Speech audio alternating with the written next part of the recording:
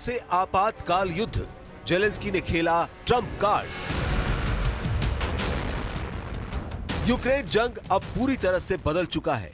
अब ये युद्ध सिर्फ जेलेंस्की का युद्ध नहीं रह गया है, बल्कि ये पूरे यूरोप और नेटो देशों का युद्ध बन गया है। व्हाइट हाउस के ओवल ऑफिस में जेलेंस्की और ट्रंप के बीच हुई तीखी बहस ने यूक्रेन युद्ध के सारे समीकरण बदल दिए हैं। लंदन में राष्ट्रपति जेलेंस्की का जिस तरह से ब्रिटिश पीएम कीर स्टारमर ने स्वागत किया है, उसने अमेरिका और रूस को हैरान कर दिया है। हैरानी इस बात की भी हो रही है कि लंदन में रूस के खिलाफ आपातकाल युद्ध की शुरुआत हो चुकी है। लगभग 12 यूरोपीय देश महज 36 घंटे के अंदर लंदन में वॉर प्लान बनाने में जुट चुके हैं। आलम यह है कि ब्रिटेन ने रूस के खिलाफ यूक्रेन को 284 करोड़ डॉलर की भारी भरकम सहायता देना शुरू कर दिया है। इधर पुतिन ने बहुत बड़ी जंग को देखते हुए यूक्रेन पर तेजी से हमले शुरू कर दिए हैं, क्योंकि वॉशिंगटन में हुई तीखी बहस के बाद से दुनिया भर में जेलेंस्की को हीरो और ट्रंप को विलेन के रूप में दिखाया जा रहा है। लेकिन इस बीच रूस ने यूक्रेन के बहुत बड़े इलाके पर हमले बेहद तेज कर दिए हैं, ताकि नेटो के हमले से पहले यूक्रेन के बड़े इलाके पर रूस का पूरी तरह से कब्जा हो जाए।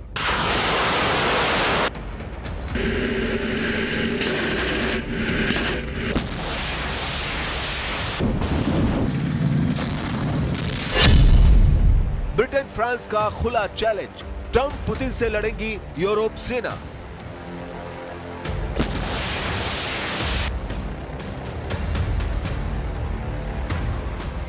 हम आपको पूरी खबर बताएंगे कि लंदन पहुंचे जेलेंस्की का हीरो की तरह स्वागत क्यों किया गया है और अमेरिका में ट्रंप और जेलेंस्की के बीच हुई तीखी बहस पर सबसे बड़ा खुलासा क्या हुआ है। लेकिन उससे पहले आप ये जान लीजिए कि यूक्रेन को रूस से बचाने के लिए यूक्रेन और रूस से सटे नेटो देशों के बॉर्डर पर क्या तैयारियां शुरू हो चुकी हैं।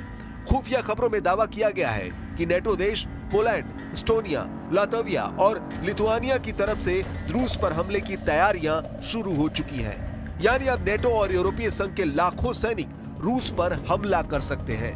कुछ दावों के मुताबिक ब्रिटेन की राजधानी लंदन में आपातकाल युद्ध की जो तैयारियां चल रही है, वो सीधे सीधे तीसरे विश्व युद्ध की संकेत दे रही है। जरा देखिए लंदन में यूक्रेन के राष्ट्रपति जेलेंस्की के सामने कौन कौन से यूरोपीय देश रूस से सीधी जंग को तैयार हो रहे हैं।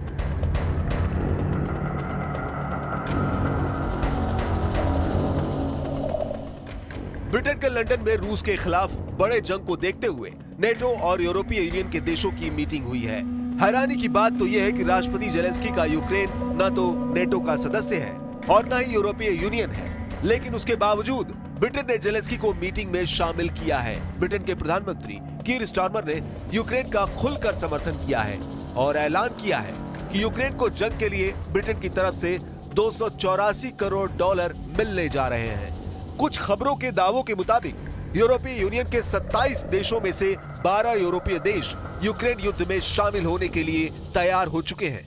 हम आपको बता दें, नेटो के 32 देशों में यूरोपीय यूनियन के 27 देश भी शामिल हैं। उस लिहाज से नेटो की तरफ से भी 12 देश रूस से जंग को तैयार हो चुके हैं। यूक्रेन को भीषण युद्ध के लिए Germany, France, Spain, Canada, Netherlands अरबों रुपए देने के साथ साथ अपनी सेना भी यूक्रेन भेजने वाले हैं, जबकि स्वीडन, पुर्तगाल, लुधियाना, लातविया यूक्रेन को हथियार और फाइटर जेट देने जा रहे हैं। वहीं Norway, Ireland, Finland, Denmark, Austria, Moldova, Romania, Slovakia, Hungary, Poland अपनी सेना, पैसा और हथियार तीनों से मदद को तैयार हो गए हैं।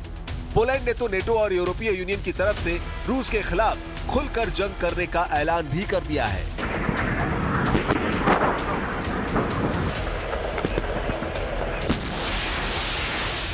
Well, no, I wouldn't trust Putin, which is why I want a security guarantee. I wouldn't trust him not to come again because he's proven that he will come again. He's already done it. And we know what his ambitions are. But that is precisely why we need a guarantee to the deal. There's no point in a deal that falls apart after a number of months or years. During this period of time, we negotiate on security guarantees, land and territories, and it will be the responsibility of the Ukrainian president. Reconstruction. The US will have the deal on critical minerals and rare earth. इन हालातों को देखकर साफ कहा जा सकता है कि Ukraine और यूरोप किसी भी कीमत पर युद्ध रोकना नहीं चाहते हैं और न ही पुतिन के साथ युद्ध विराम को तैयार है। जानकारों का दावा है कि यूरोप और अमेरिका को छोड़कर नेटो देशों को लगता है अगर रूस ने यूक्रेन को जंग में हरा दिया तो फिर पुतिन यूरोप को भी रौंद डालेंगे।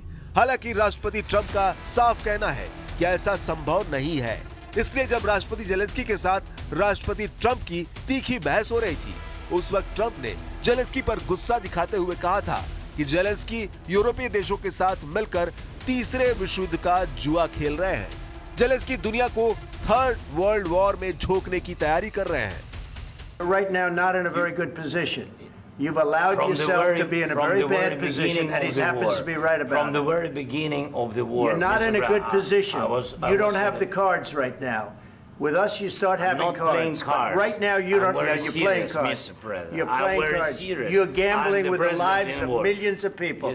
You're gambling with World War III. You're gambling with World War III. And what you're doing is very disrespectful to the country, this country. That's back to you. Far more than a lot of people said they should have. इन्हीं हालातों को देखकर Britain, France, Germany जैसे NATO और यूरोपीय देश Ukraine को रूस के भीषण हमलों से बचाने की कोशिश कर रहे हैं। लेकिन कुछ नेटो और यूरोपीय देशों ने पुतिन का समर्थन भी शुरू कर दिया है। पुतिन के समर्थक नेटो देश हंगरी के प्रधानमंत्री विक्टर ओरबान ने तो साफ कह दिया है कि यूक्रेन को अब रूस से कोई बचा नहीं सकता।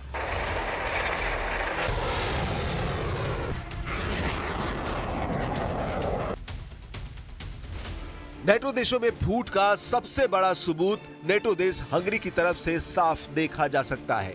हंगरी के पीएम विक्टर ओरबान ने साफ कहा है कि यूक्रेन किसी भी कीमत पर नेटो में शामिल नहीं हो सकता है और न ही हंगरी कभी यूक्रेन को यूरोपीय संघ में शामिल होने देगा। पुतिन के समर्थक माने जाने वाले विक्टर ओरबान ने यहाँ तक कह दिया है कि राष्ट्रपति जेलेंस्की का यूक्रेन एक हारी जंग लड़ रहा है जिसका अंत रूस के हाथों तय है। यूरोप के कुछ देशों और अमेरिका पर भड़कते हुए हंगरी ने कहा है कि इन देशों को कैसे ये गलतफहमी हो गई कि वो रूस के पड़ोसी देश यूक्रेन को नेटो का सदस्य बना सकते हैं। रूस कभी भी यूक्रेन को नेटो में नहीं जाने देगा। A háború valójában nem is Ukrajnáról, hanem arról szól, hogy az Ukrajna nevű terület, ami eddig ütközőzóna, ütközőállam volt, a NATO és Oroszország között vonassék mostantól NATO felügyelet alá. 18 घंटे में Ukraine के पूर्वी किलों पर कब्जा। लेकिन इस बीच पुतिन ने बड़ा दांव खेलना शुरू कर दिया है। पुतिन ने यूक्रेन के उन इलाकों पर बेहताशा हमले शुरू कर दिए हैं जो बड़ी जंग के दौरान रूस के लिए नासूर बन सकते हैं। जरा देखिए इस वक्त रूस के फाइटर जेट, टैंक, तोप, ड्रोन और मिसाइलें यूक्रेन पर कहां-कहां हमले कर रही हैं। जानकारों के मुताबिक रूसी सेना शांति वार्ता से पहले शांति से ज्यादा यूक्रेनी इलाकों पर कब्जा करने में जुटा है।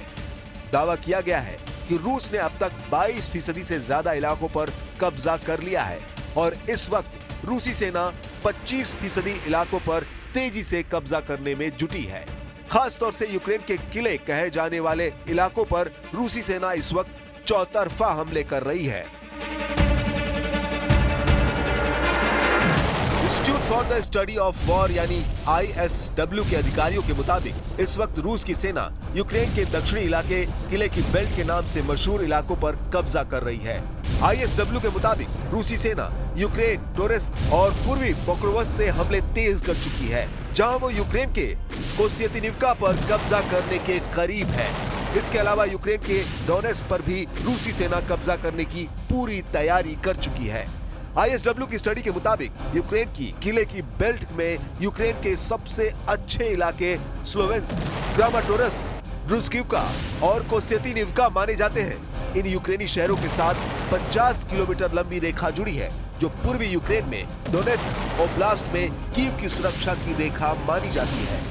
यहीं पर रूसी सेना इस वक्त बड़े हमले कर रही है। टेलीग्राम पर एक पोस्ट में यूक्रेनी सैन्य विश्लेषक कोस्टेटिन बैशोवेट्स ने दावा किया है कि रूस ने हाल ही में 20वीं मोटराइज्ड राइफल डिवीजन की 242वीं, 255वीं और 33वीं मोटराइज्ड राइफल रेजिमेंट और 150वीं मोटराइज्ड राइफल डिवीजन की 102वीं और 103वीं मोटराइज्ड राइफल रेजिमेंट और 163वीं टैंक रेजिमेंट के तत्वों को टोरेट्स और पूर्वी पोक्रोवस्क में फिर से तैनात किया है, ताकि यूक्रेनी सेना को दोबारा हमला करने का मौका ही न मिले।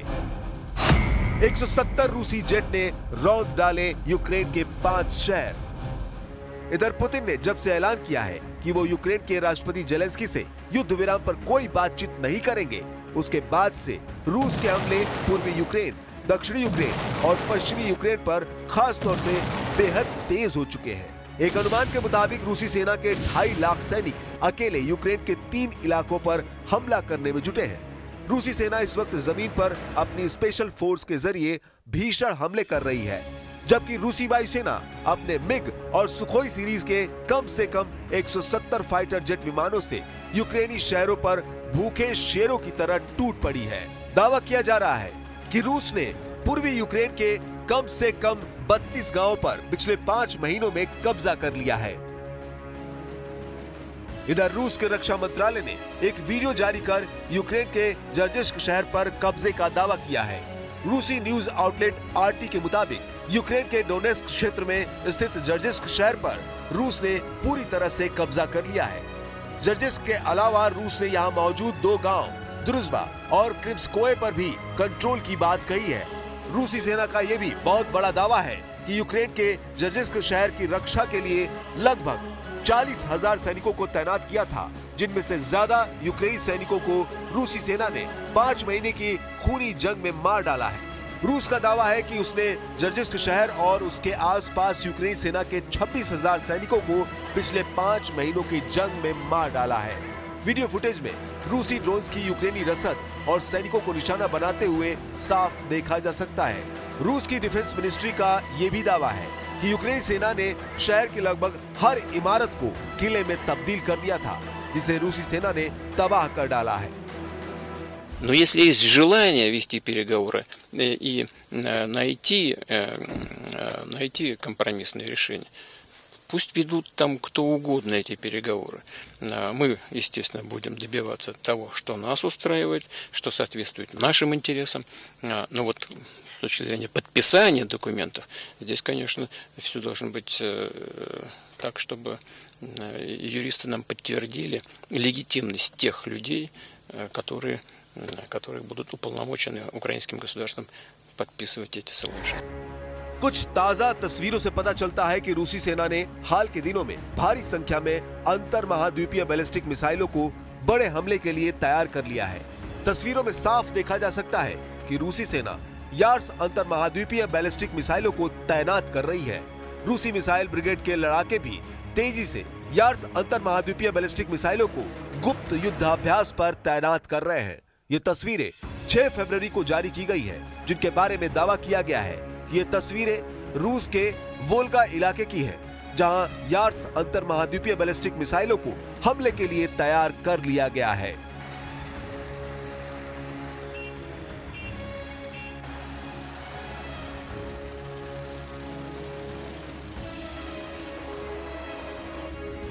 अब ऐसे हालात में अगर यूक्रेन के राष्ट्रपति जेलेंस्की यूरोप और नेटो देशों की सेना और हथियारों के साथ रूस से जंग करते हैं, तो रूस यूक्रेन के साथ साथ यूरोप को भी रौंद डालेगा, क्योंकि अब अमेरिका भी यूक्रेन को बचाने के लिए आगे नहीं आएगा।